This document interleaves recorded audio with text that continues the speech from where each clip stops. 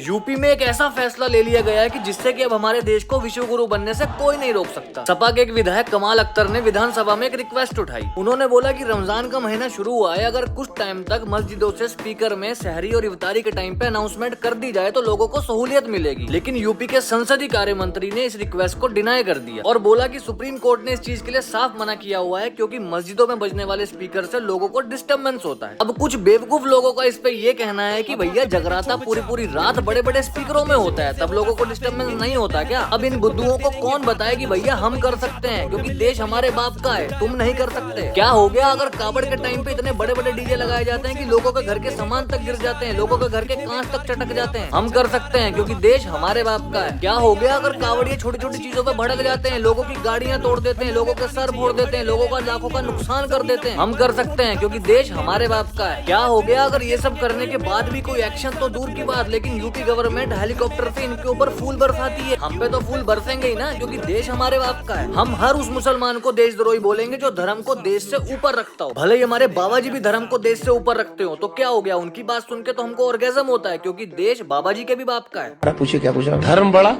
या देश या संविधान? अब देखो फिर बढ़ा दिया कदम आपने। मेरी दृष्टि में सबसे बड़ा है धर्म, संविधान से बढ़कर सबसे बढ़कर धर्म।